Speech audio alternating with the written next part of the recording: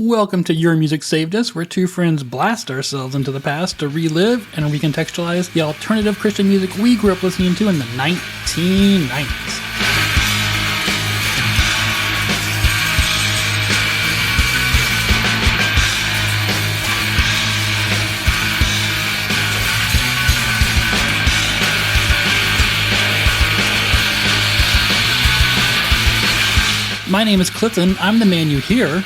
And joining me is the man you don't even know at all, Jay. Are the questions enough?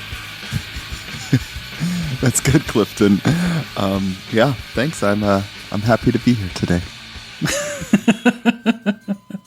I went through a couple, and this is the one that was the most tied together, at least. There we go. Well, Jay, what are we listening to? We are listening to My Little Dog China's 1994 debut album, The Velvis Carnival. The Velvis Carnival, which is hard to get Spotify to play just through voice commands. Oh, I could believe that.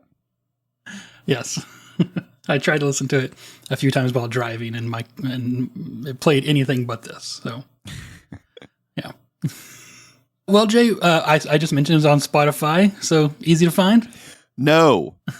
This is a theme I'm going to revisit. I felt like there was a lot of mystery, and I had to dig for stuff on this album, but it wasn't easy. At first, I thought it wasn't on Spotify, because if you go to My Little Dog China, there's like one track from a compilation on Spotify. It is on YouTube, but I'll be honest, I don't like listening to music on YouTube. It's kind of a last resort because I'm usually listening on my phone when I'm doing stuff, and it's just not easy to do.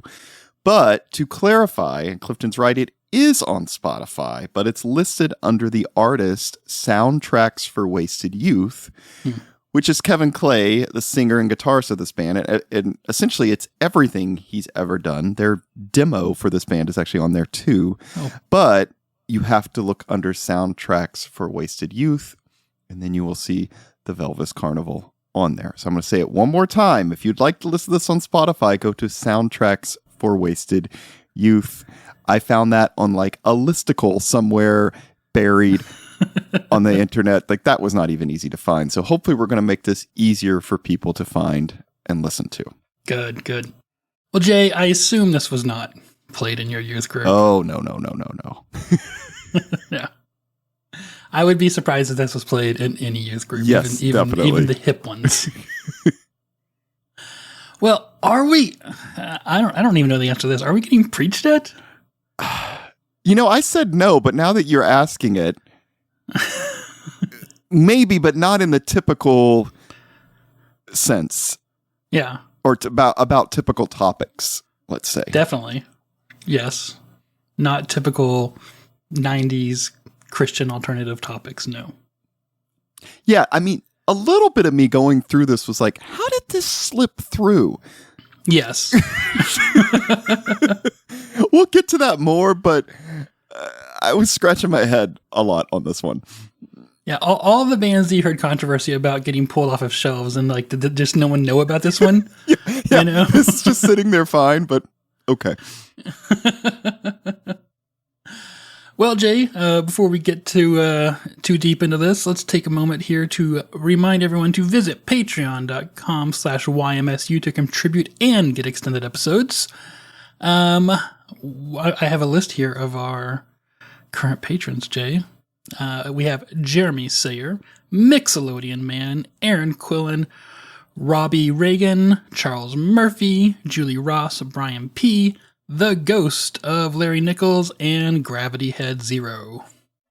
Those are great Patreon supporters. It's good. Well, Jay, why don't you try to tell us a little bit about My Little Dog China? Okay, so to be honest, at first I wondered how I would answer this question because I could find very little on the band. I knew they were from Columbia, Missouri. I knew who the members were on this recording, which is Kevin Clay doing vocals and guitar, Jason House on drums, vocals, and percussion, and Mike Belfield bass. I'm also going to include Stacy House, Jason's sister, who was in the band basically before and after this recording. But that was about all I knew. Like, where did they come from? How did they get signed? what happened to them after this album? And so finally, after digging quite a bit, I came upon this, and it was posted last spring on Kevin Clay's personal Facebook page. So if you don't mind, I'm just going to read some of it because it's from the source, and he does a better job than I could kind of explaining some of the origins of this band. So he says today, and the date was May 16th, 2023, is the 30th anniversary of Eggshells, my first studio recording from back when I fronted My Little Dog China, and I, as a musician, was still drinking milk from a bottle. We initially recorded Eggshells as a demo to get a gig at Kennedy's on the Landing in St. Louis, where The Eyes / Pale Divine and many other local and touring artists perform regularly. Apart from Mississippi Nights, it was the club to play in the late 80s and early 90s. I began going to Kennedy's every weekend, 2, 3, even 4 nights a week when I was only 19, as I built a relationship with bands, doormen, bartenders, and managers. I started playing solo acoustic gigs there and other places a year later as Dale Fish, funny name, back to his post, and released double albums on cassette as the art form of music as interpreted by me, that were recorded on handheld tape recorders and jam boxes in my bedroom and bathroom with an acoustic guitar, Casio keyboard, and a bad fake British accent. I released over 500 songs from 1990 to 1992. Holy shit. Yeah. Wait, can I do the math on that? Is that all 3 years? Is like inclusive? Like if it's all 3, then it's not a song a day, but a couple songs a week. That is a song every other day. There we go. Good Lord, that's so many songs. If it's 3 full years, that's a song every other day. Yeah. Okay, so back to what Kevin had to say, and this is getting more into the band directly. He said, tired of the limitations of just me and a guitar, and he put in parentheses, and the accent, I formed My Little Dog China in the summer of 1992. At first, it was me and Jason, the drummer of the worship team at my church, who was also the pastor's son. His sister Stacy would come over and play keyboards. And then a friend of a friend, Mike, joined on bass. We religiously wrote, rehearsed, and recorded at the church many nights to early morning, but nothing was good enough to get a gig. So later, he says, we drove across the river to Collinsville, Illinois, and recorded at Rock Formations, a home studio owned and operated by hippie rocker Sean Sweeney. My Little Dog China was back to a 3-piece, me, Jason, and Mike. Stacy, in parentheses, who later taught herself guitar and rejoined the band, was giving birth to a baby of her own. We came up with the $150 it would take to get a one-take performances mixed straight to cassette, to be dubbed and hand-packaged with homemade photocopied artwork from Kinko's. Later that summer, we attended Cornerstone Music Festival, where the band was initiated, thanks to the shoulder-rubbing and schmoozing of Brad Cavaness and Michael Harmon, into the contemporary Christian music industry, CCM. On day 1, we opened up a copy of True Tunes magazine and read our very first review of Eggshells from John Thompson. On the last day of the fest, we played our very first show on the Impromptu stage that was kindly promoted by an onstage shout-out from Over the Rhine. The buzz we generated that long weekend gave us an opening gig with Mike Knott's band LS Underground, ironically at Kennedy's in St. Louis the following week. I guess we got that gig. By fall, we acquired a growing cult of faithful listeners, international press, and radio airplay, and a phone call from producer Steve Hindalong, who, with Chris Colbert and Derry Doherty, wanted to produce us if we got a record deal. Though I was later told that Brandon Ebel intended to start Tooth and Nail Records with My Little Dog China. We quickly signed with Alarma Records, which says where Brandon had previously worked and first heard the demo. We recorded the Velvis Carnival, our first full-length with Steve, Chris, Derry, and friends in Nashville, Tennessee during the 1993 Christmas/1994 New Year holidays. It was released in July 1994 during Cornerstone. Yeah. Okay. I really appreciated that because seriously, there is not a lot about this band online right now. And so it's just kind of like, but this makes more sense. And I saw in various places that kind of like a lot of the artists we've covered up until this point, these guys, even though they're Christians, I mean, Jason's dad is a pastor, it's where they're practicing. They weren't really listening to Christian music. I don't even know if they were aware of what was out there. I think this trip to Cornerstone was their first real experience with all of this.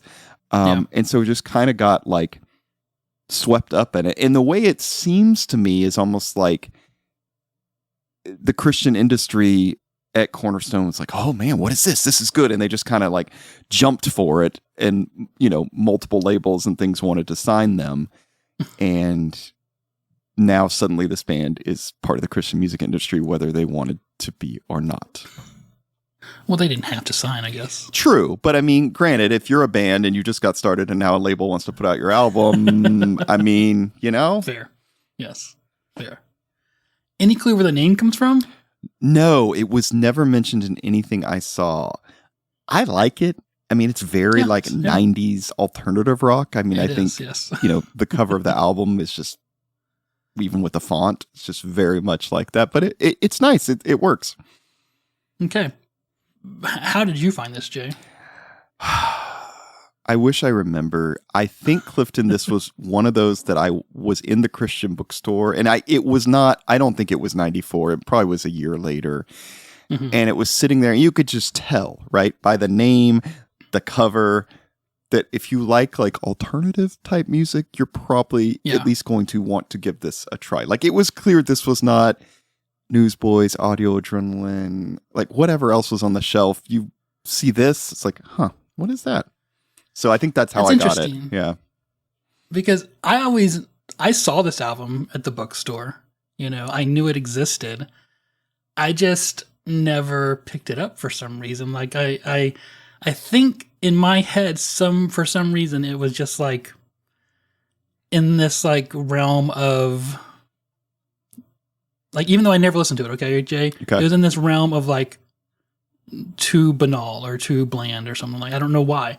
Huh. Like just something about the cover, and especially the back. We'll get to it later, but the back of the CD is pretty. Yeah, that doesn't help them. No, it does not. No, that's the worst part of the entire packaging. The rest of it is actually pretty cool, but the cover, the back cover at least, not so much. Yeah, so I think that like I said, I never even opened it up to give it a listen in the bookstore. I don't know why. I don't know. There's plenty of bands from Alarma that I liked. I don't know. Anyways, I just never listened to it back in the day. It's all right. It happened to me on some of the albums that, you've brought on, that we've done. So, Spud Puddle and some of the, it wasn't Spud, but Quail, some of the others like that. Same thing. So I get it.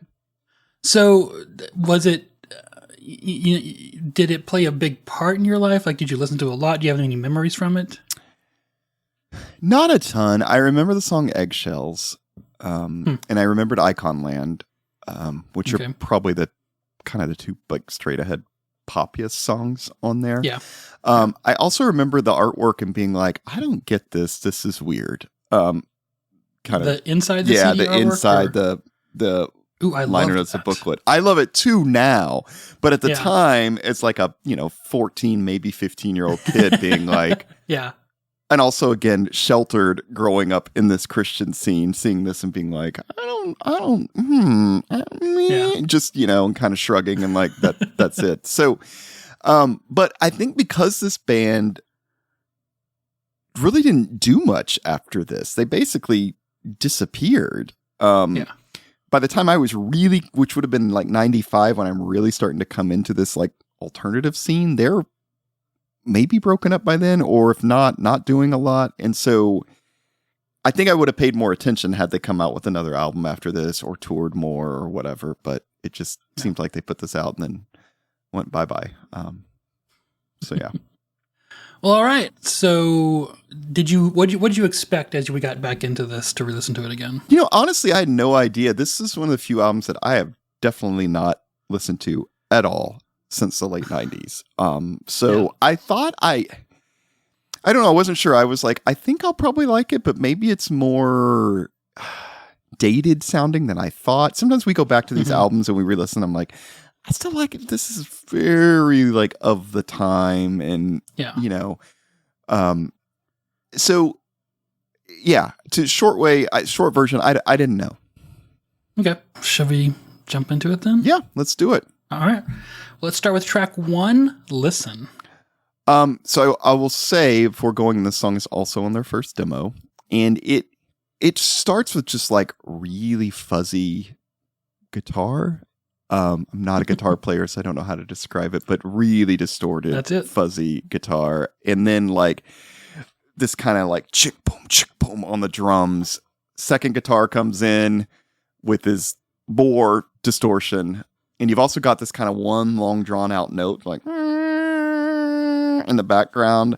This is a very 90s sound, which in a good way. Like I like this sound, but it's interesting. The vocals when they come in are kind of like fairly high and kind of fragile sounding.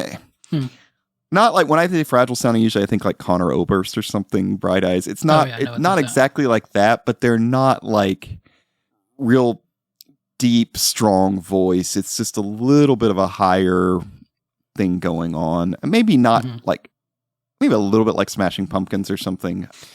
But one thing that I see in this song that happens in a couple of the songs we go is it's kind of a really kind of minor chord distorted verses. And then when it gets to the chorus, it's a little cleaned up is not the right way to put it, but you know, a little more harmony, maybe a little more major chord, just clears up things a little bit, and then goes right back into the verses, into kind of that like fuzzy, like sounding stuff.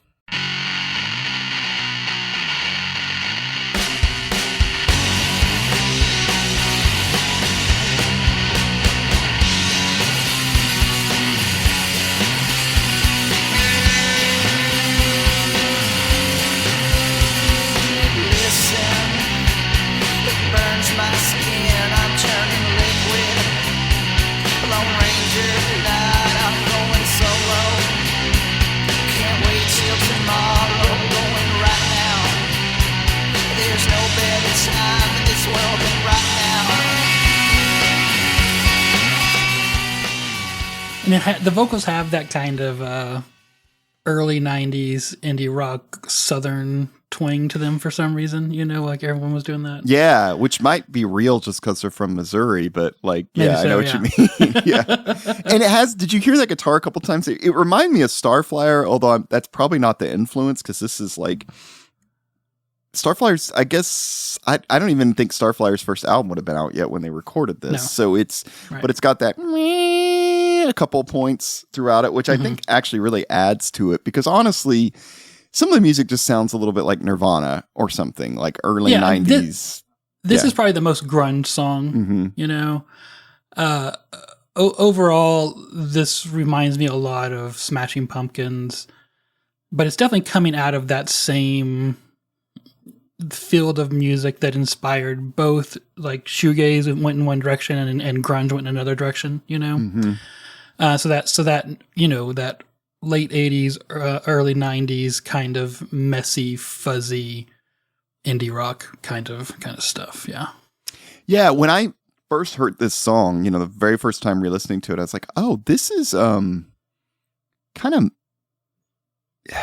messier sounding than I expected. I don't mean messy like it's not tight. I mean just like that fuzz and all this stuff, because I'm remembering like the song Eggshells that we'll get to later that is tighter. Yeah, and it's really clean. Yeah, much cleaner sounding, much more melodic. No, Eggshell stands out on this album to me as like pristine. Almost, you know. Where starting with this, I was like, oh, I don't remember this. Like, uninteresting. Okay, this is a little crunchier, messier, just sound than I thought. But again, and I don't know if we can find that part, but I like when they get to the chorus, because it's got a nice blend of like the messy at the beginning and then like, oh, okay, we've got a lot more melody here at the chorus.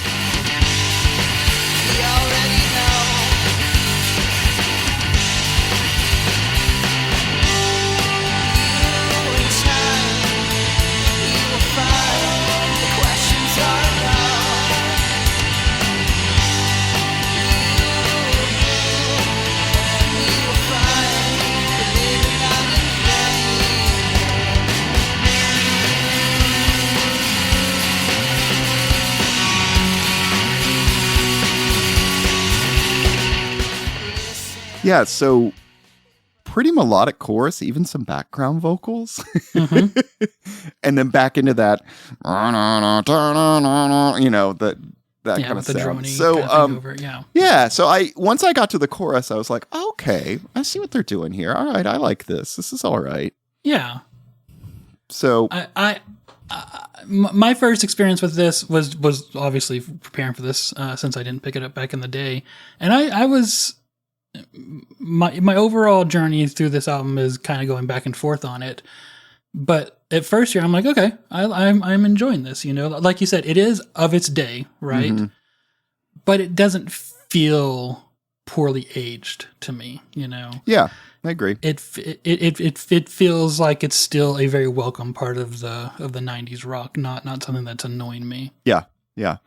I thought this album, we'll get into it more, but a little bit was kind of all over the place is not the right way, because it's all somewhat in the same vein, but it stylistically it changes up some, like throughout these songs. Like, yeah. And I think Iconoland and Eggshells are largely responsible for the biggest deviations from the norm. But you're going to hear here in a second that we this song doesn't really have it, but we get some like almost like jangly clean guitar with the fuzzy guitar behind it a lot throughout this album as well. Mm-hmm.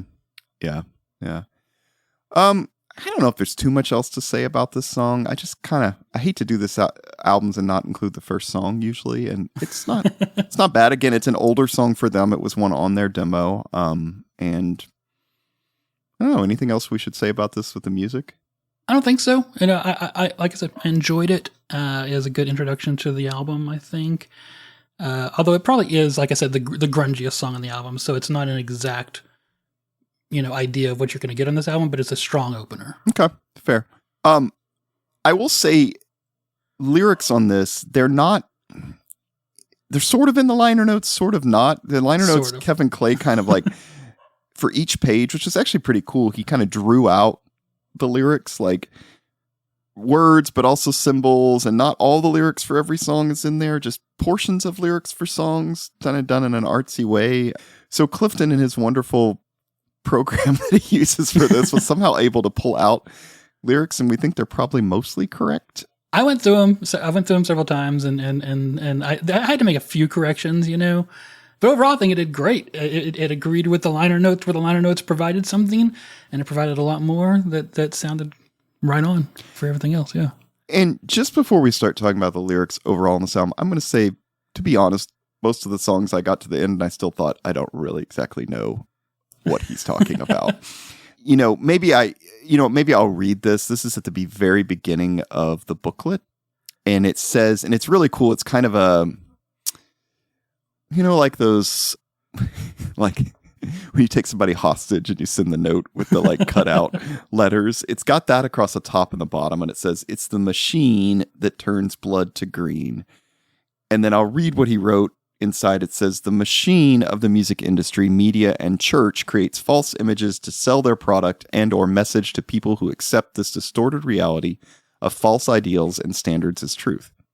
We can either believe the lie and swallow the package that the machine spits out, or we can try to destroy it by exposing it and begin to see ourselves and embrace ourselves, in parentheses, humanness and all, for who we really are. My little dog China." So maybe that's just a good way to kind of come into these lyrics. And I don't know that we have to read this whole thing for this song, but I thought the second verse where he says, "Listen, shut up and listen. No religion can save your soul. Freedom is not in the right to choose. It's responsibility." We'll kind of get that throughout this album about like, you can't trust religion. You can't trust a lot of things. Yeah. That was the verse that stood out to me too. That is kind of nice. The first one's a little opaque, I think, but this verse I like quite a bit. Both in no religion can save your soul. I also like the line though, "Freedom is not in the right to choose; it's responsibility." Right? Mm-hmm. Because so many people take freedom these days as just like the "don't tread on me" bullshit. Right? Yeah. Whereas historically, freedom has meant the right to have a responsibility in the way my society works, and so it is literally a responsibility to your society, to the people around you, not just a very selfish, get off my lawn kind of bullshit. I also like the next verse, which is, listen, it burns my skin. It's like a racist redneck white trash. Hate the black man hate the wife. The question, who's the real enemy? We get a lot of that kind of stuff on this album as well, where it's like touching on social issues, but it doesn't, and it's definitely on the more progressive side, is from my interpretation, but I don't know what's going on. Yeah. I will say the chorus, I probably should point that out. The chorus is, in time, you will find the questions aren't enough. You will find you will find your living not in vain. And then and later it says, you in time, you'll find, yes, you already know. You'll find the questions are enough. But the thing that I think, and I saw Clifton has this in his notes, the thing that stood out the most, that I'm like, how in the world did this how did this make it through to Christian bookstores? Is it's in the album, like in the artwork for this song, and where he's written out the lyrics, in the bottom corner, he has like a little sketch of a cross, and I can't tell if there's actually like a Jesus figure hanging on it or not. Yeah, it looks like there is, but you can see the head right here, kind of a torso right here, leg, arm right here. But above the top, normally where you'd see like, what is it, like Inri or whatever, like on the top of the crosses on the thing. Yeah, king. Yeah. This just says racist. Yep. Up top, which I'm like, yeah, like I don't know. Is he trying to say like the church? I have no idea what he means, but it's interesting. That's my interpretation. And it looks like maybe it says help in the bottom. Help. Yes, it definitely says help. Corner. Yeah. You can see it a little bit better when when it's not zoomed in. Yeah. So, I don't know what's going on. I like it. It's weird. I love going back to these and being like, how in the world did this slip through? But like, yeah. Because I'm thinking, if you want to say the church is racist, wouldn't you just draw like a little church building? I don't know. It's, yeah. I don't know. It's a good question. Like it could be, if you want to dig in deeper to it, you could say, okay, could you falsely accuse Jesus of being racist? I mean, obviously that's not, I don't think our modern idea of racism doesn't work back then. I don't think in the exact same way. If anything, I think you could say that Jesus was definitely not racist, in the sense that he, at least in one of the Gospels, like reached out to a Samaritan, for example. Yeah. I have no idea where he's going on this, which just makes it fun and interesting. It's like these provocative statements that you're kind of scratching your head. It is very provocative. That's a good way to say it. Yes. So I don't know, but I kind of like it. And the book has some other stuff like this, so it's a little fun to dig through and look through. So. It is. This is one of those ones that I kind of wish I had it back in the day, so that I could lay on my bed and look at the liner notes while listening to it. I don't know that any level of high school Clifton was ready to read any of this. Yeah. Oh, yeah. That's why I said I was kind of like, I don't know what this means, and closed it, moved on. Yeah. All right. Well, you didn't pick to do this song, Jay, but I do want to play a little bit of the second song here. Okay.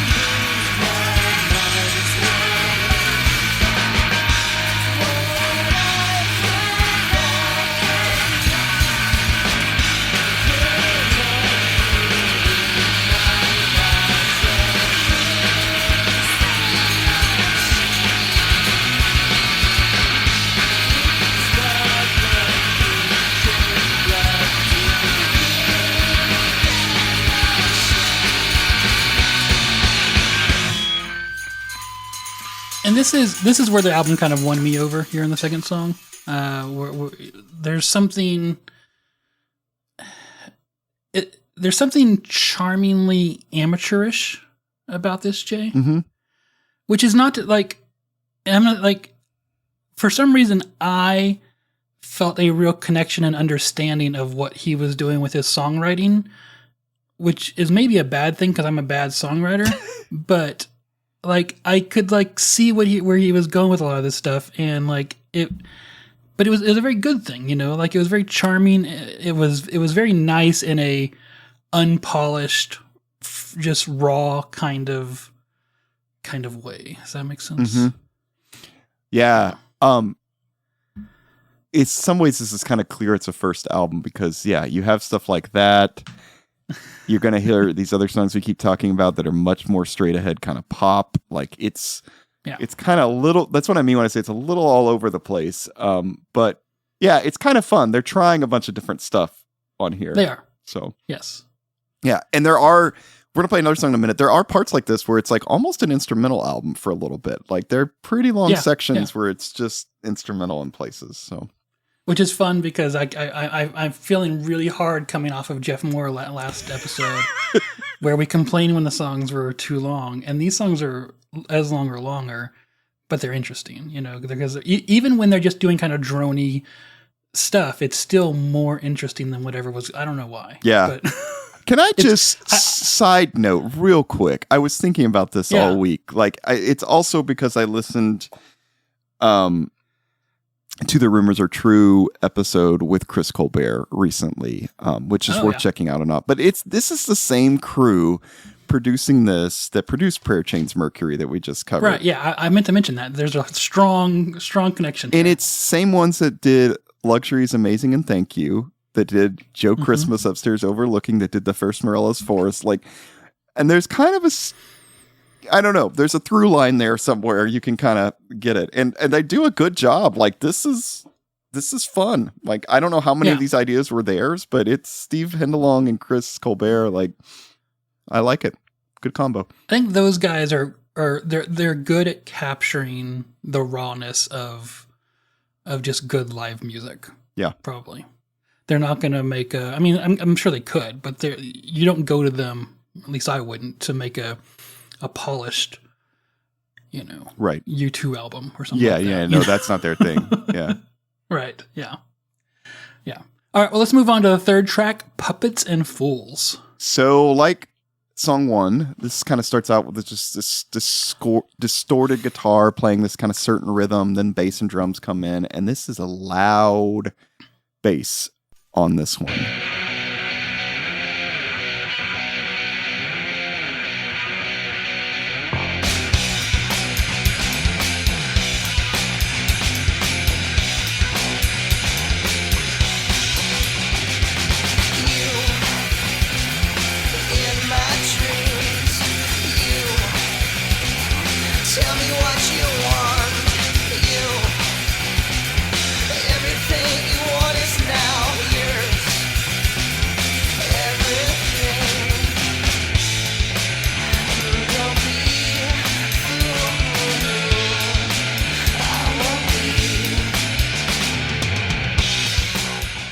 A lot of it is the same formula as the first song, right? It's this kind of like fuzzy, crunchy, although the bass is louder to me in this, like coming through more in the verses. Which will kind of hold true for the rest of the album. Yeah.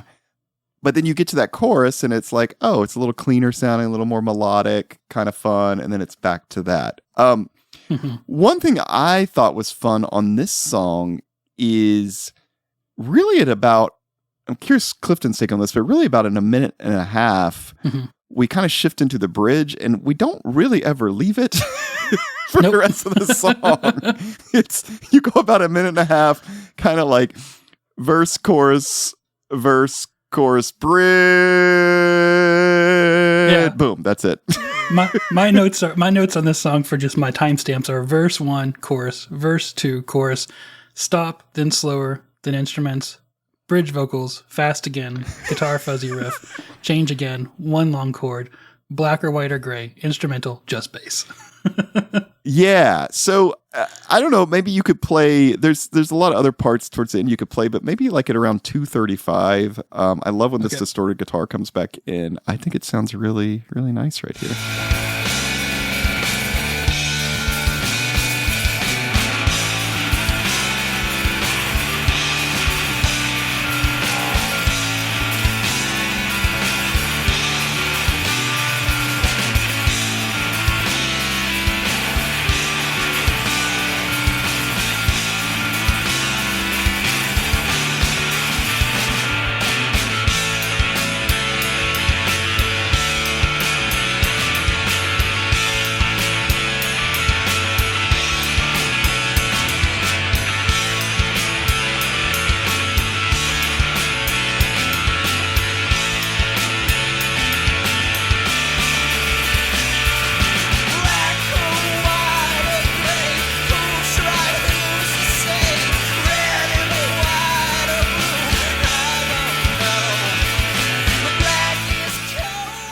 I didn't know where to stop because it's good. Yeah, like this whole last part of this track is really nice. And again, they get kind of like jammy in some places, but I like it. Like I don't know. I love that was real simple, but like yes.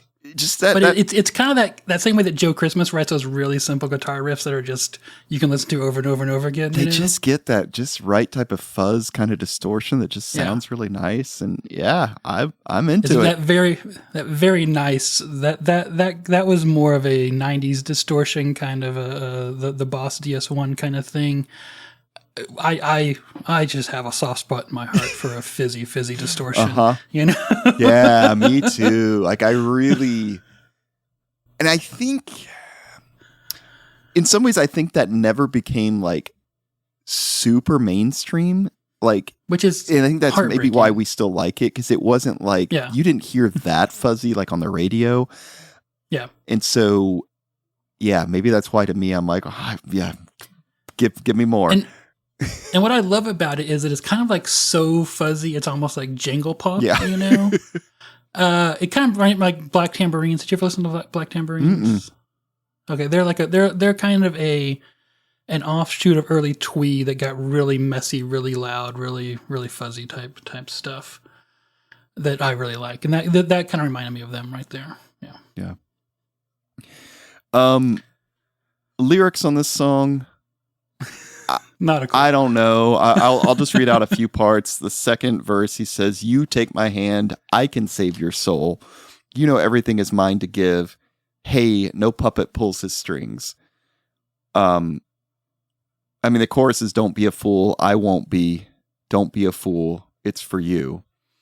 I did like the part, and it was the part you just last played where he says, "Black or white or gray, who's right?" You said who's the same, but I thought it was who's to say. Okay. I don't know. I liked that part, just again of that, like what's true, what's right, no one knows. Again, a lot of that in this album. And the next line is red or white or blue, I don't know. Yeah, I liked kind of the patriotism. It felt like a dig at patriotism. Not 100% sure if it was, but I liked that too.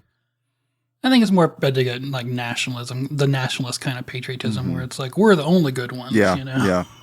Yeah, once again, this is a nice kind of lyric here that it's open to interpretation. It's very, like you said, provocative, thought-provoking, not preachy, but definitely gets you thinking about just like, you know, some things about society, some things about the world around you that are maybe not consistent with the things that we say that we believe, you know, or consistent with who we want to be. Yeah. Yeah. All right. You ready to move on? Yeah, let's do it. All right. Once again, I want to touch a little bit here on the fifth song called Worthless, just because it's like this crazy punk song. Yeah.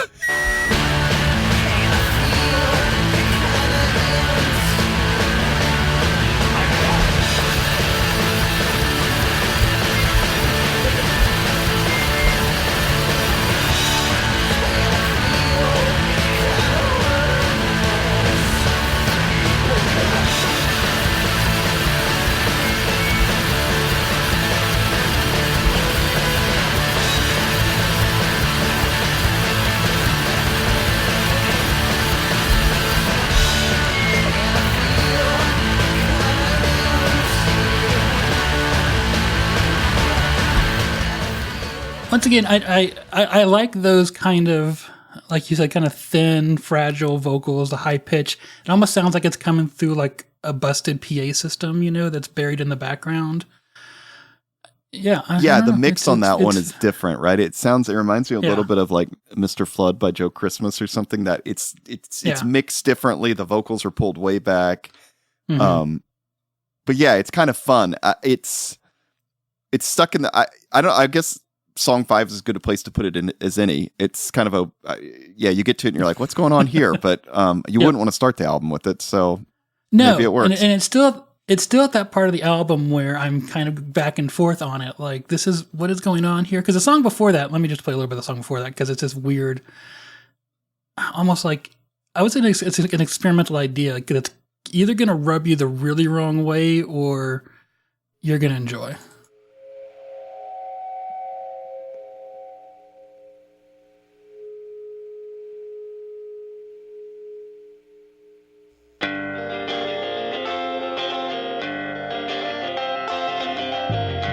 Very 90s guitar, right? That sounds more dated.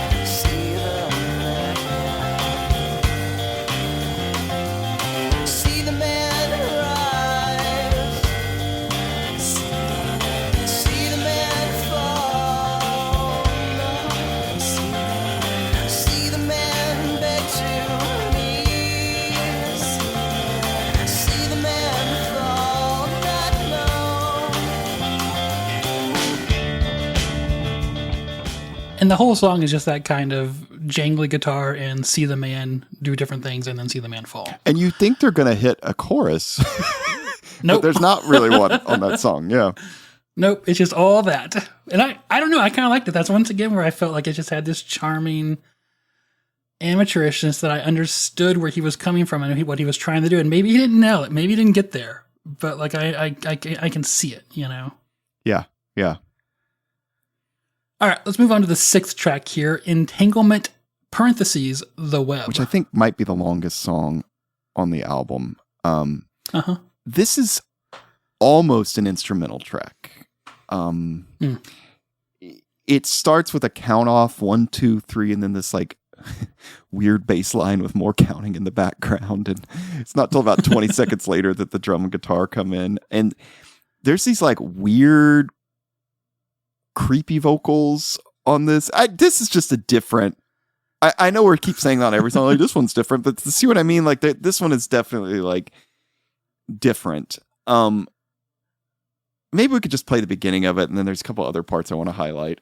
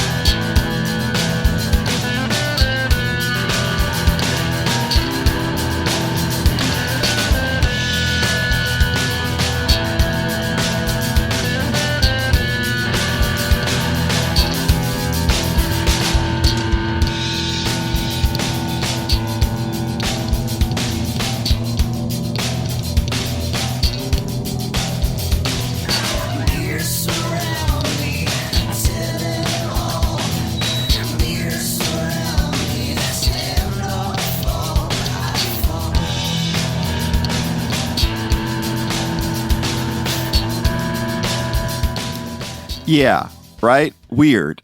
Yeah. I enjoy it. I mean, it's different. Yeah. So you get this like weird stuff. There's some even weirder background vocals that kind of come in with this. And it's just, strange. To me, this starts to almost sound more like post-punk at this part.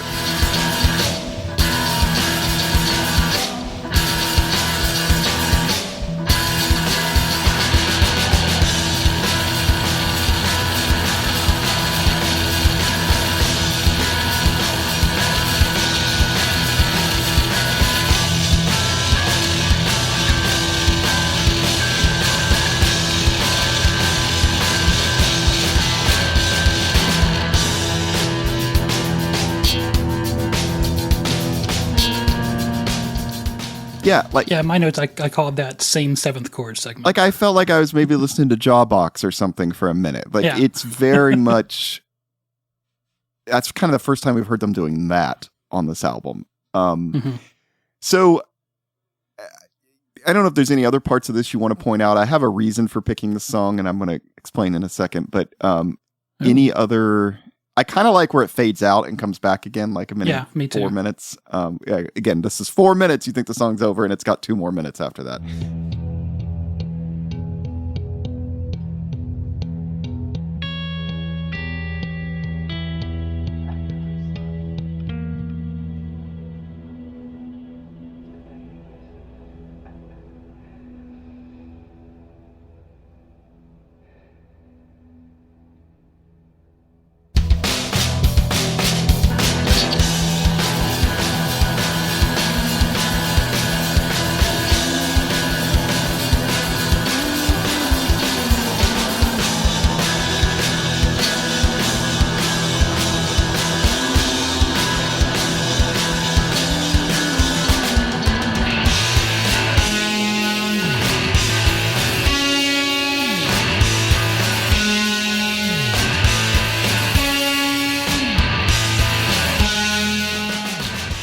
And it goes back into the same seventh chord segment again. Yeah, so this is not, I don't think, like, this is not Nirvana. This is not... No, this is more underground post-punk, like you said. Yeah, it's interesting. Do we want to talk about the lyrics at all before I get... Yeah, so what do you think of these lyrics? I kind of like them, so the lyrics are very simple. I'll read. There's 2 kind of verses to it. Mirrors surround me, tell them all. Mirrors surround me, stand or fall, I fall. Mirrors surround me, fear confounds me. I know what's around me. I don't know where I come. Is that? I couldn't figure out if that was the actual. That's definitely not in the liner notes or anything. Yeah. But then there's a lot of the screaming in the background, like no, no, no, and hate yourself, hate myself, things like that. Yeah, I like them. The mirror surround me thing, I think, is once again very provocative. Of just being surrounded by things that make you look inward and how disgusting you are, kind of stuff. Okay, I like that. Yeah, and then the whole hate yourself, hate myself. Yeah, exactly. Yeah. So, Clifton, I have a hypothesis about this band after listening to this song. Okay. So, I'm going to tell you that I'm going to spoil the ending of our episode a little bit because I think this is the appropriate part to do it. But basically, after this album, Jason and Stacey House, who remember Stacey is kind of in this band off and on playing guitar. Jason's the drummer. Mike Belford, the bassist. And they get a guy named Jim Harper, and they form a new band called Pave the Rocket, which I think they form in 96. So not that long. Jason moves from drums to guitar and vocals, and Pave the Rocket ends up putting out an album on Deep Elm in early 1998. And they also recorded that with Chris Colbert, funny enough. And I think we're going to play a little bit of Pave the Rocket in just a second. And I think when you hear it, you'll be like, oh, to me, it made more sense. Because I felt like maybe My Little Dog China is a push-pull between Kevin Clay, who, when you listen to his later stuff, is a little bit more straight-ahead rock and roll, kind of more traditional, and then this Pave the Rocket crew that is a lot more post-punk, that kind of thing. And so I think that's why in some of the, even I can listen in some of the first songs, you kind of hear a mixture of those, where this song is much more like, the post-punk area, that territory. And maybe that's... I like that mixture, though. I think that mixture, that's a great mixture. Like, most of the great bands in history are a mixture of someone with more pop sensibilities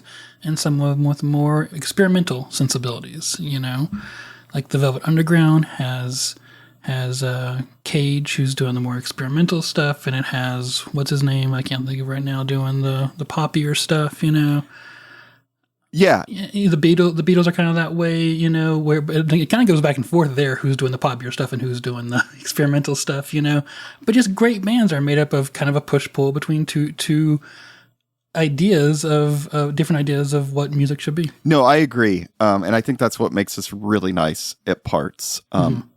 So I want to just so everybody knows what I'm talking about. Can you play this song? Is called Tyro. It's off Pave the Rocket's full-length album on Deep Elm. Maybe just play the beginning. I think you'll hear pretty quickly what I'm getting at.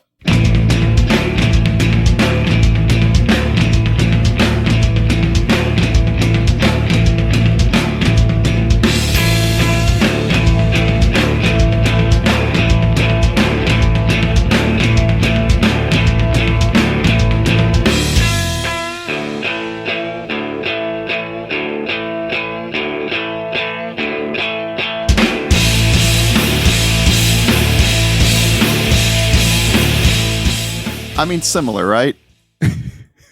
They should consider tuning their guitars, but yeah. I have to say this made me want to listen to Pave the Rocket more, which I may on my own after that. But I would say, so I felt like, okay, that when they kind of split apart, you can see them go two different ways. And one, and I, again, sorry, I'm spoiling the end of our episode. I don't exactly know while they why they break apart. But I want to play also right now a song called Spacey Stacy that's off of Kevin Clay's 96. So same year that Pave the Rocket forms, I think. Close. It's his 1996 solo album. It's called Watch Me Fall. It's also on Alarma.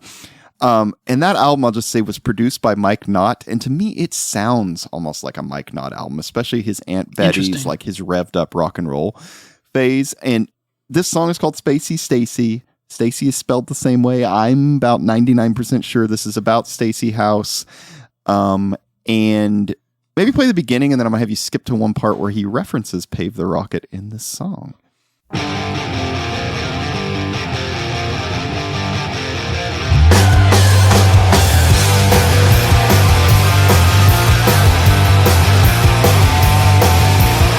knows what I'm thinking before I speak. She makes me out like a psycho stalking freak. She's got a gun, I know I got one. She's got a gun, I know I got one too.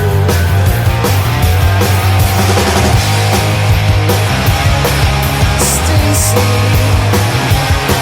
is it true? Stacy, I love you. So if you'll skip to about 110, and what everyone should be listening for is the line where he says, I picked her pocket and she paved the rocket for free. Thinking it's meant to be. Well, I picked her pocket and she paved the rocket for free. For free.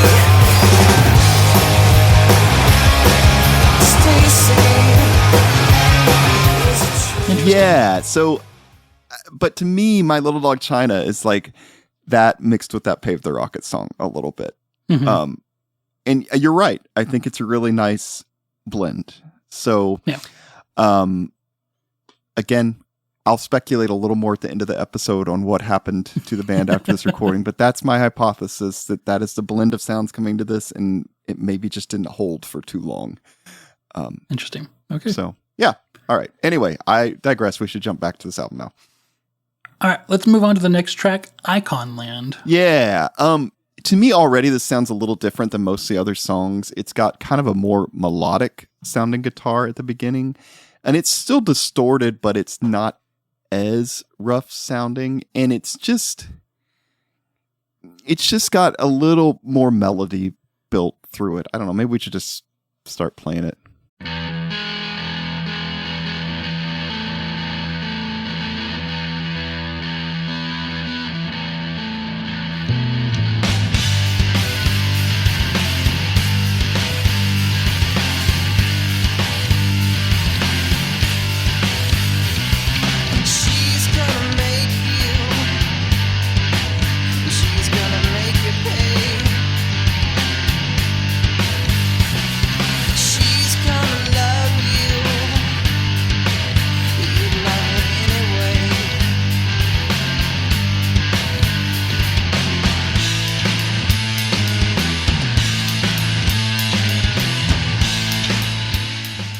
Yeah. Still got the fuzzy guitar, still similar sound, but just the rhythm of both like the way he sang the words, just musically too, it's just a little more melodic to me so far. What do you think? I mean, it sounds very similar to that Spacey Stacy song that we just listened actually. to. You know, it's yeah. Yeah, it's just a more straightforward kind of rock and roll song, but with that fuzzy guitar, that fuzzy kind of everything going to it. And you know, the Spacey Stacy was very messy, kind of in that Aunt Betty's Michael Knott type way, but also in what you can see and hear. You know, so it definitely sounds like he's continuing something of that. But yeah, I like it. Yeah, well, maybe we should. This one I think has a really great chorus. In fact, this might be my favorite song on the album. Honestly, going back through it.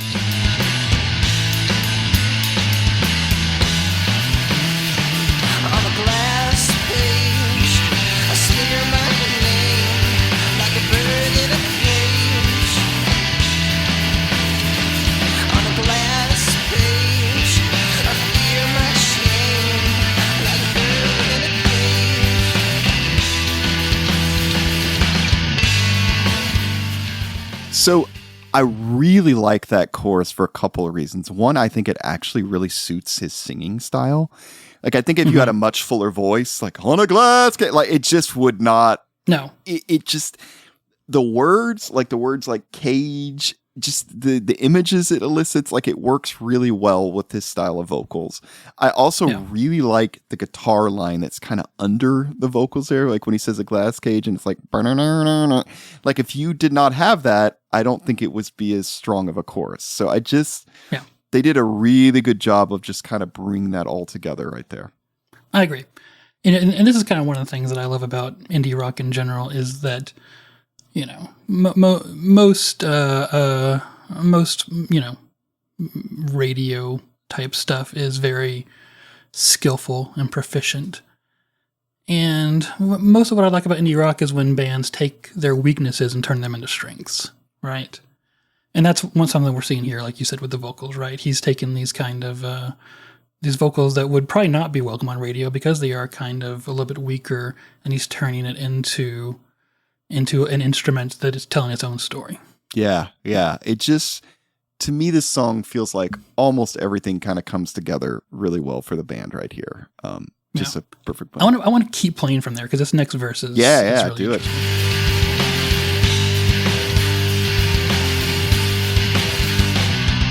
She's gonna baptize you into her soul. You'll walk on water till she unveils your eyes. Open your eyes.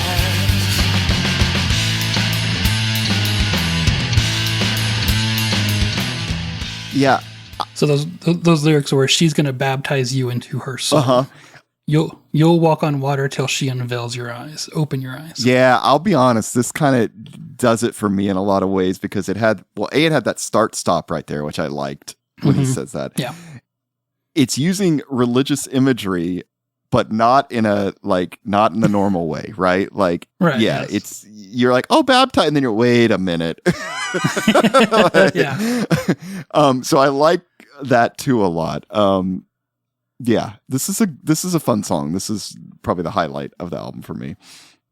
Yeah, and this is probably the one that's the most straightforward, kind of a breakup-ish type song or a heartbreak song or something like that, maybe. Do you want to get into the lyrics? Yeah, that's funny. I thought it might have been about something else, but keep going because I'm interesting. Curious. No, I just thought that she's going to baptize you into her soul. You'll walk on water till she unveils your eyes. I felt like that was, you know, she's gonna make you feel like an important person, or she's gonna make you feel good about yourself, or you know, she's gonna, you know, relationships are lovey-dovey and flowery in the beginning, you know, until she unveils your eyes, right?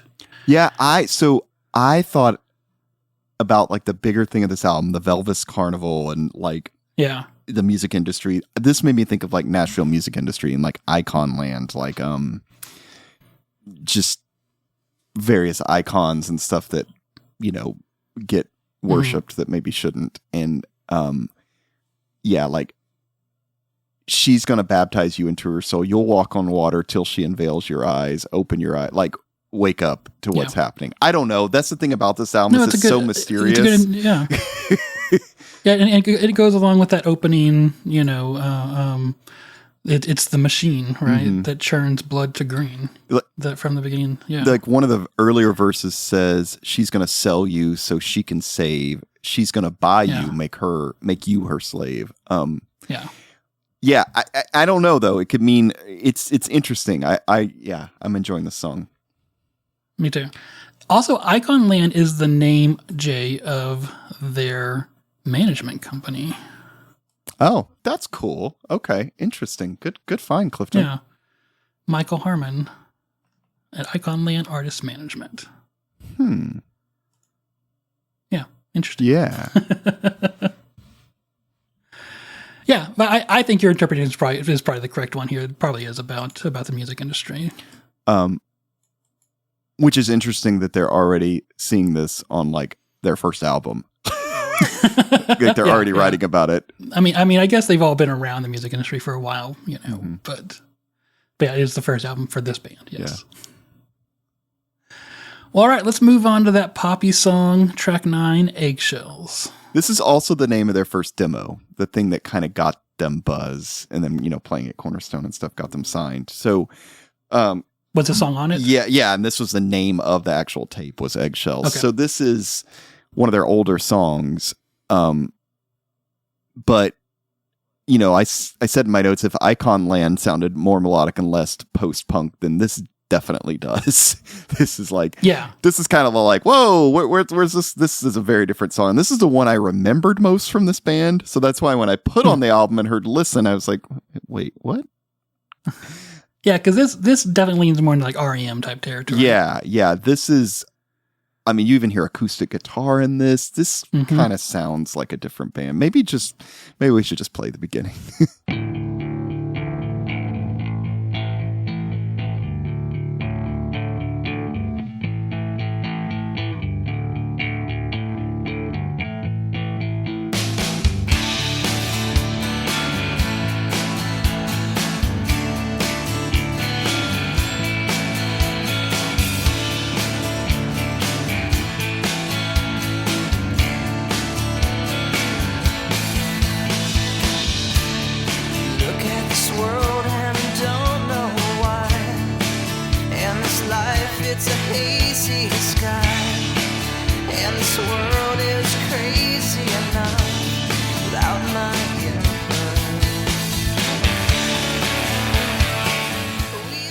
REM is a good comparison. I hadn't thought that till you said it. And I'm like, oh, yeah, that sounds a lot like REM. Yes. Should we just skip to the chorus to show him what the song is about? Yeah, I mean, because the chorus is catchy, and I honestly like the lyrics on the chorus. So, yeah. I'm going to play the next part too because it's kind of a pre-chorus.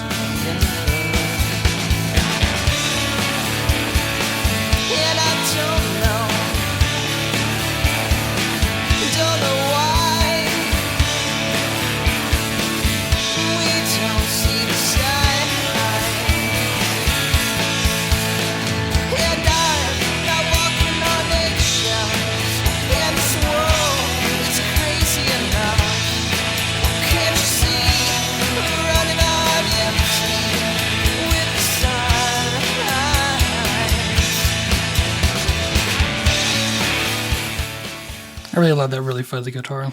Yeah, so it's REM-ish, but with that layer of fuzz in the background, like the whole time.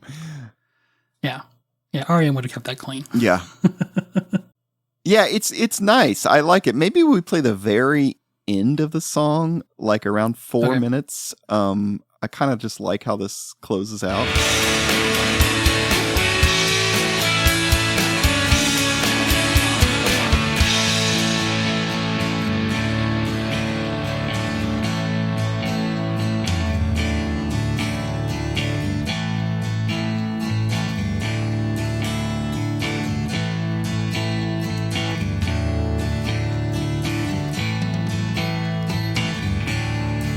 Am I feeling cold now?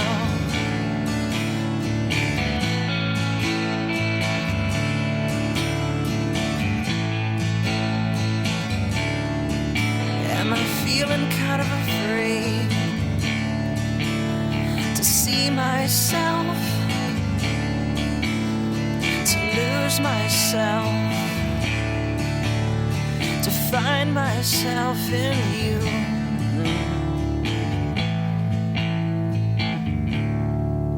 I always thought that last line must have been like the Christian part of the album, to find myself Exactly, in you.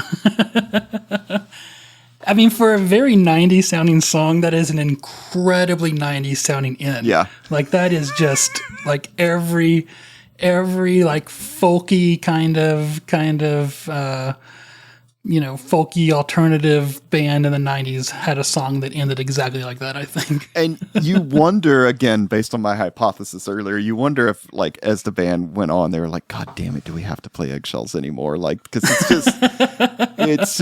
I think it must have been one of the earlier songs written, and it's just so drastic a change from some of these other songs that, yeah. Yeah. But it is really catchy, and I, like I said, I really do like that, the guitar playing the lead and that kind of solo that we came in on the end of there was actually kind of nice too. Yeah. Yeah. There's a couple of nice lines in this, Mm-hmm. He says, and this world is crazy enough without my input, which I really like. The choruses, he says, I'm not walking on eggshells. In this world, it's crazy enough. Can't you see, running on empty with signs? And then he says, love and sanity. Another line that it's kind of dated, but kind of fun. He says, look at this world. We're blindly blind, hand in hand with David Koresh. And this world is crazy enough about freaks like Without this. freaks Yeah. like this. Yeah. So it's kind of fun to hear the David Koresh references, in here. That's definitely not in the liner notes, and the program got that wrong, but I was listening to it and I'm like, he's definitely saying David Koresh. Yeah, absolutely. Yeah. Yeah, but it's kind of a simple song. It's kind of it's just super radio friendly. Like that could have been played on the radio for. Well, and I think it did. I What? think this and Icon Land were kind of the singles that got pushed, but I also think Christian radio in early 94, like, they didn't want to hear this. So why wasn't it on just regular radio? Yeah, exactly. Like, where are you going to like get this played? And and you're right. I think it could have done well in like college stations, but this was the downside of being signed to Alarma in 94. Yes. I mean, honestly, even if this had been one of the first Tooth and Nail releases, it's still probably a little too early to like get pushed. Yes. That would have helped, but still, they should have signed with a label that wasn't Christian. But then again, if there's no labels coming to offer, Yeah. Yeah, in the Christian world, this is groundbreaking. In the non-Christian world, this is just what's going on. Right. Yeah, exactly. Yeah. All right, let's move on to track 11, Nothing. Yeah, so this is the second to last track. I just kind of liked this one too. Just to kind of do a last song we talk about. This one kind of starts with a shaker, I think. Oh, yeah. Then a bass line, then drums, then you get the guitar coming in with effects. And verses are kind of spoken word on this one, which is a little different, which is also kind of 90s. But, kind of fun. So, I don't know, let's just play the first part.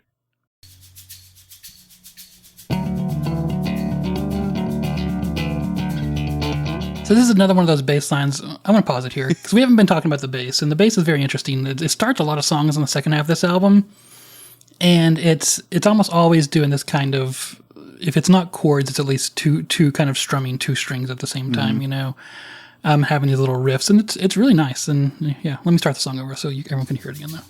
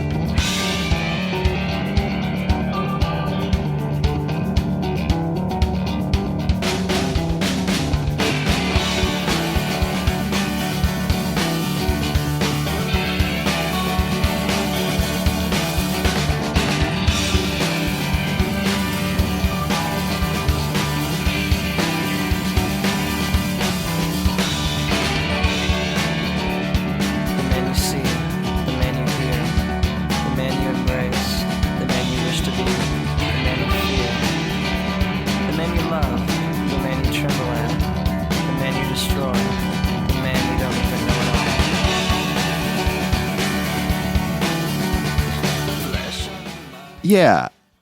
Again, very 90s, but again, trying something new on this album, right? Yeah, I like it. I do too. I kind of even like the way that bass sounds a little bit at the beginning to start it.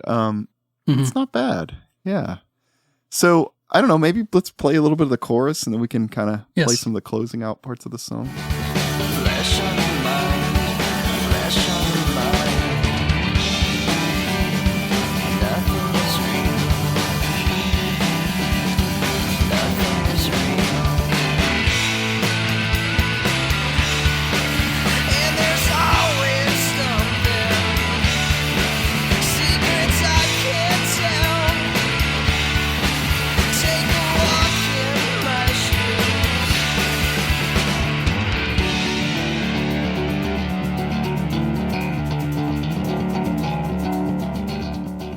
And so it's just, it does that a few times and then it kind of goes into some more experimental stuff. I think it's just a nice kind of move it along song. Yeah, not bad.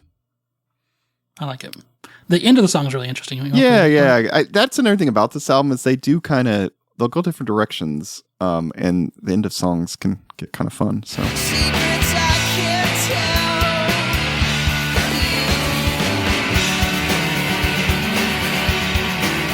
And there's always something.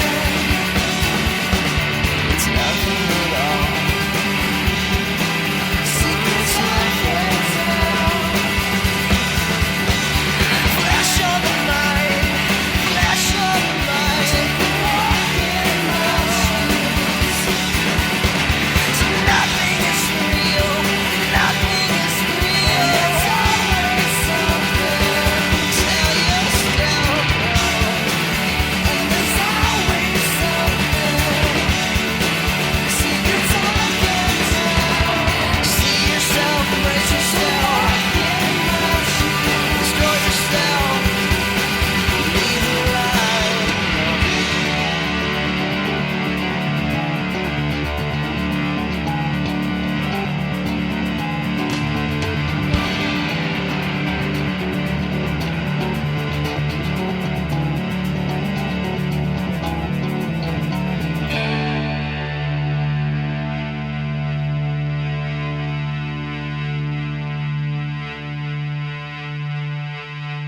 And I think the nice thing about this song is that throughout the song they kind of build up these different themes, these different things that are happening on top of that same guitar riff. And that there at the end they pay it off by kind of combining them all together into this kind of emotional swirl, which I think is really nice. do we want to mention the lyrics? Sure. Pretty easy to hear though. I think. Yeah. I mean, the beginning it starts and he's spoken word. He's like the man you see, the man you hear, the man you embrace, the man you wish to be, the man you fear, the man you love, the man you tremble at, the man you destroy, the man you don't even know at all. And kind of the chorus or the lead up to the chorus is flesh on the mind, nothing is real. And then he says, and there's always something, and this is a chorus, secrets I can't tell, take a walk in my shoes. And then we come back to the freedom thing. There's freedom to choose, freedom to sin, freedom to abuse. There's freedom to know, freedom to forget, freedom to resist. There's freedom to lie. Freedom to sin. Interesting. It's freedom to sin. Woo! Yeah. Flesh on my mind. Flesh on my mind. All right. Yeah, I still don't exactly know what he's talking about, but again, I like these kind of provocative lyrics. Yeah, because you don't feel like you're being preached at. You don't feel like this is kind of a falling apart, like an emotional breakdown because of sin. It's just kind of this thing that's happening. I don't know. Yeah. Maybe they would consider that a failure, but I think it's kind of nice. Well, Jay, what did you think about this album overall? Yeah, I liked it. I don't know that I'm going to go back and listen to it a ton, but I'll probably listen to Icon Land and a few songs some more. And yeah, it's kind of they're trying a lot of stuff here. I don't think it all works, but some of it does. And it's fun. And I wish we could have seen a little bit more from them, to be honest. Yeah, I agree. Yeah, I think, like I said, there's an amateurishness to it that I really enjoy. And it's not a bad amateurishness, right? It's just a rawness, a willingness to explore, like you said, a willingness to experiment and try new things. Not just do the same well-trod path.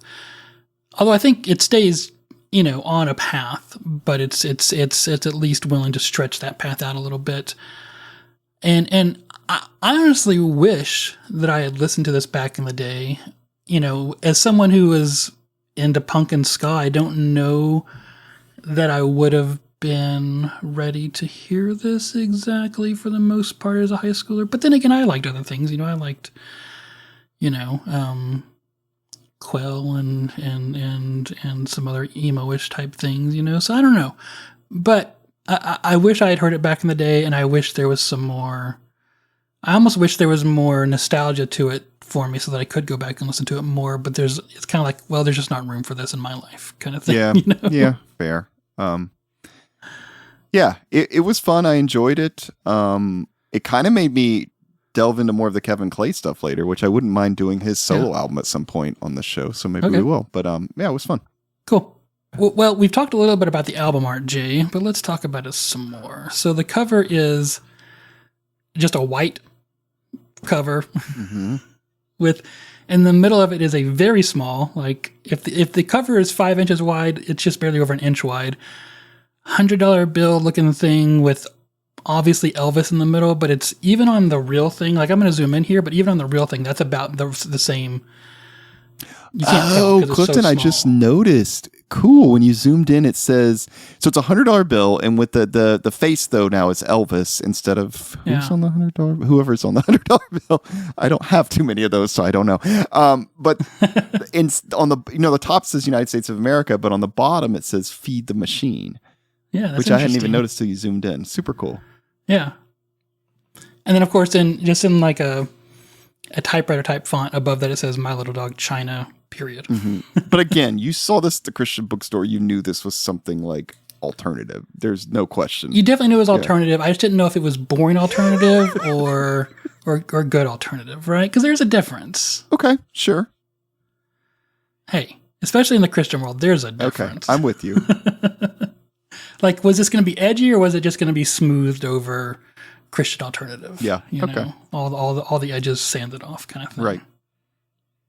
And it's not all the edges sanded off. That's the good thing that I know now, but I didn't know back then, and I wish I'd given it a chance. Now, when you are holding the whole CD in your hands, when you flip it over and look at the back cover, I'll be honest, that's terrible. That is, Well, it seems like a rap album, of like a white guy rap album with guys with goatees. It could, right? I mean, I hate to say this, it could have been okay, except the photo of the guys looks so early 90s grungish. Like, one is even wearing almost like a flannel shirt or something. Like, it is just, Yes. I don't know. The photo, yeah. But not just grunge. Like, this guy looks like he has long hair, so it's like grunge and metal. I'm like, what the? It does look very grunge metalish. Yeah, it does not look like actually what you kind of hear on this album, for sure. Right, yeah. And it's got the dollar sign kind of thing worked into it here.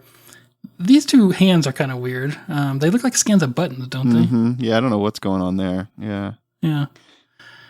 And it's not making me pick up the album is fair. the problem with Completely fair. You're going to think this is some weird metal band or something. But the inside artwork is really fun. Yeah, now you get to the inside and it's gorgeous. Like I wish the outside artwork looked more like this stuff here.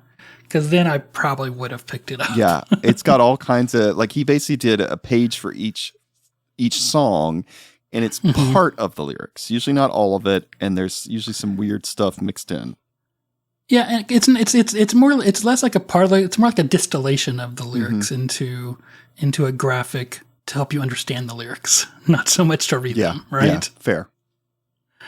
And there's they're kind of doodled on and all that kind of stuff, and done artsy. And some of them aren't anything. This one just says "I feel worthless." That's not. I don't think that's one of the songs.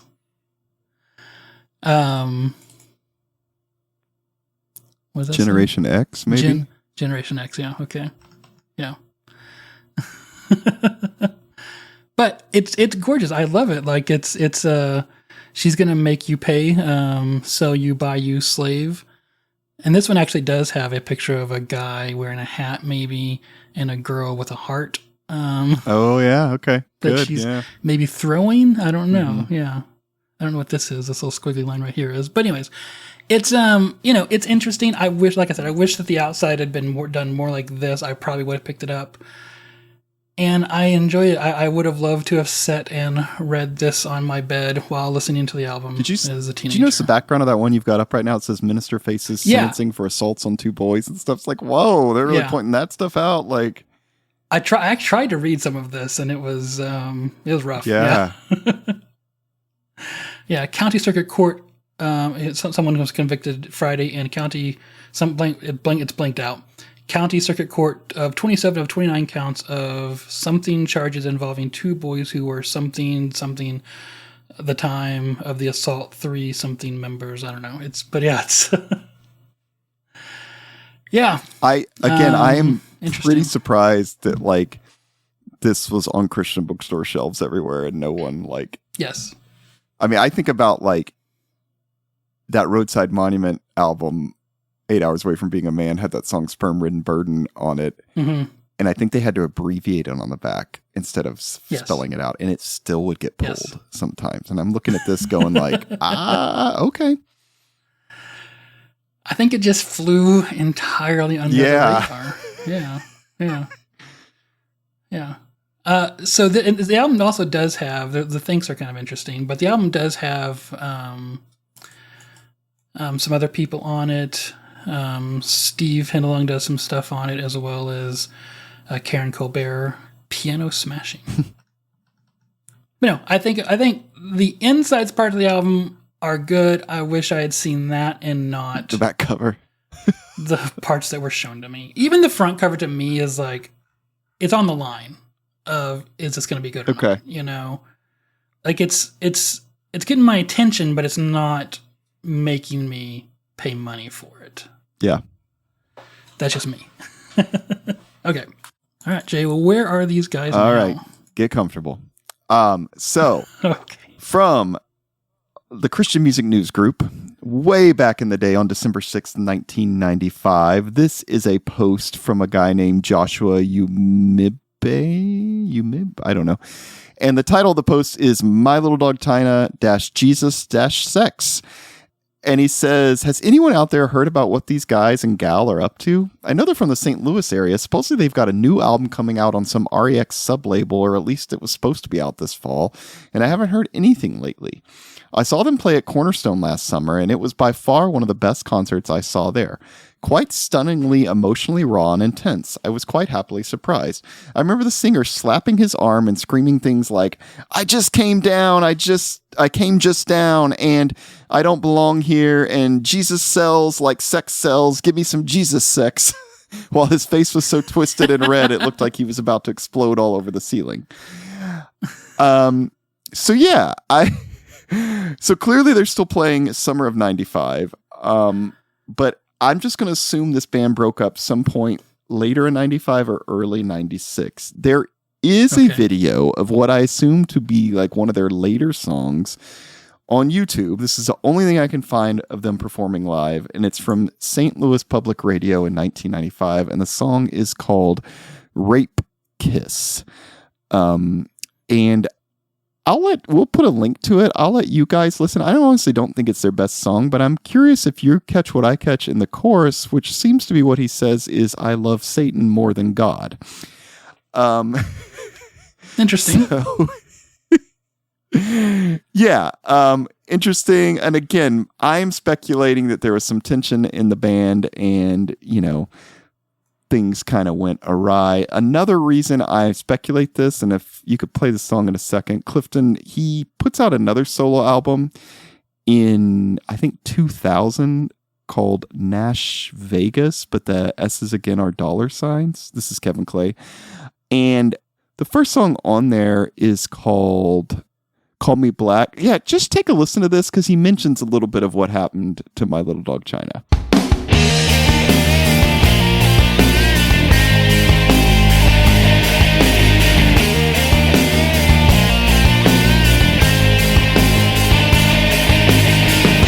I met a merchant selling Jesus. Said, I heard you broke up your last band. He never once came out to see us.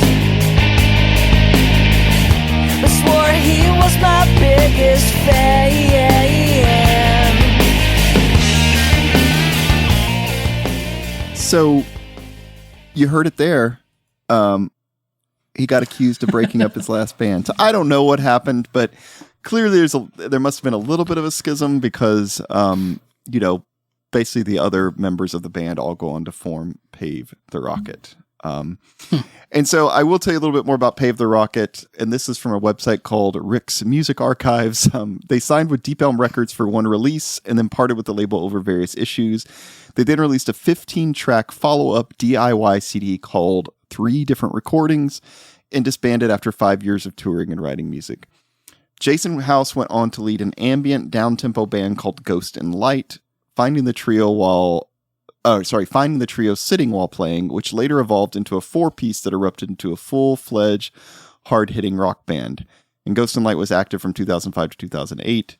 And in 2010, Jason teamed up with former Pave the Rocket drummer Ken Wilson and Ghost and Light trumpeter Andy Colligan to start a new band called Losa. Stacey House also played in a band called the Raiders of Kiev, and she does have an Instagram right now that's sort of active. It's called Guitar Queen, but no U in Queen, just Queen, all one word. It has some old My Little Dog China photos, including one of Kevin playing guitar in a skirt and a tight crop top. So, if you want to see that, you should go check it out. Mike Belfield has a YouTube channel where he posts his own music. I can't find much else about him. And Kevin Clay went on to do a bunch of different projects. I just played you, I've played you 2 of them now. We played you part of Watch Me Fall that came out on Alarma in 96, and then he put out that Nash Vegas album in 2000. In 2001, he did put out another release under My Little Dog China called Game Face. It was on a label called Fashion Pop.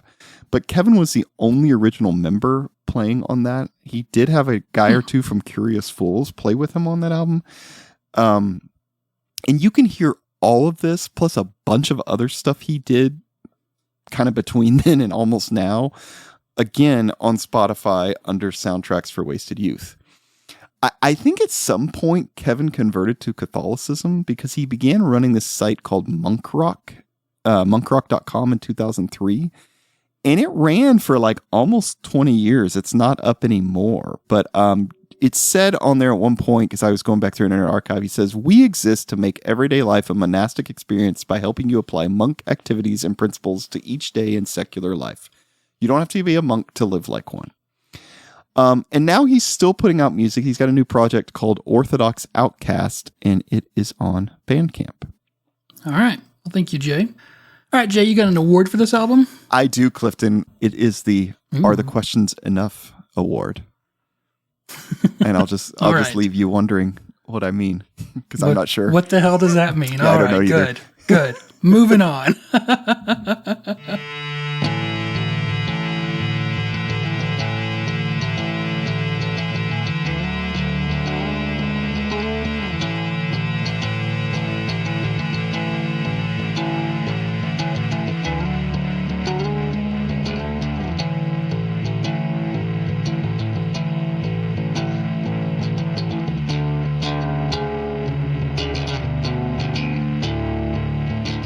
Well, Jay, what should we do for the next episode? Well, that's a great question, Clifton. I was going to ask you. I don't know.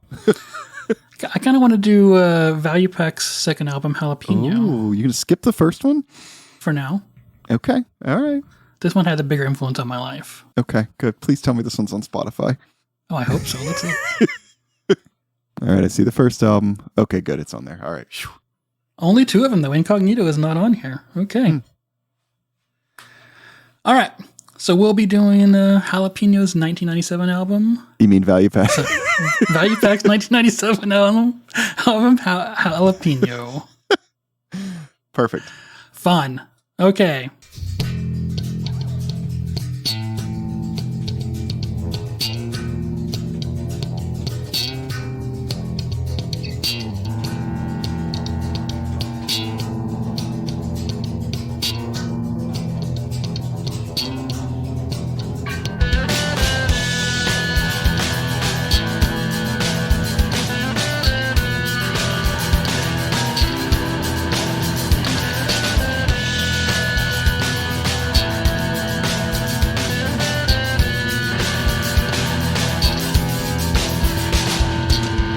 Thank you for joining us for another episode of Your Music Saved Us.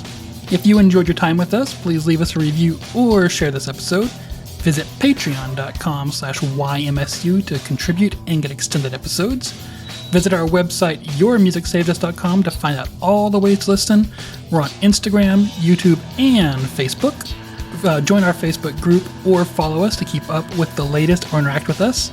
Send complaints and disagreements to yourmusicsavedus@gmail.com. The music in this episode is the work of My Little Dog China, Pave the Rocket, and Kevin Clay, and is used with apologies, not permission. Would love to tell you a place to buy this stuff. My Little Dog China does have a Bandcamp page, but there's nothing on it. But Kevin does have that new project, Orthodox Outcast, and we'll have links to Orthodox it. Outcast. Yeah, on Bandcamp. So there you go. All right. Well, thanks everybody. Bye.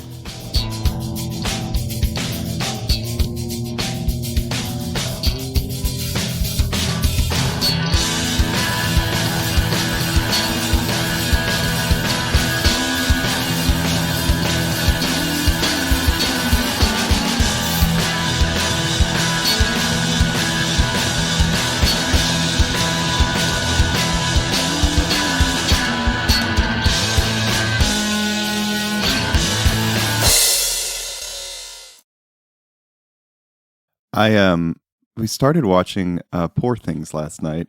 That was a weird fucking movie. Mm-hmm. Did you got to see it, or is it on streaming somewhere? It's streaming now on Hulu. Okay. We got about halfway through, and then we were like, "This is long," so we went to bed. But we'll finish tonight. Did I tell you the theater I went to? That there are two ladies in front of me who very clearly at the end of the movie did not know what they were getting themselves into when they went to see it. And to be fair, I didn't either. I was like, "Whoa, okay." I mean, I knew it was going to be weird, but yeah, it was. I thoroughly enjoyed it. I mean, I'm enjoying it. It's just I sound like a prude, but I didn't know it would be so sexual. I was like glad I wasn't watching it in a theater. I guess a part of me would be like, this feels weird. So that's one thing the ladies in front of me said was, didn't know I was going to a porno.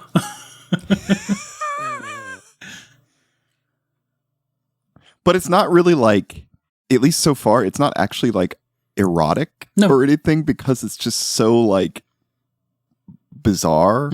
And like, I don't know. So that's kind of interesting. It's like, yeah, there's nudity, but I'm not turned on.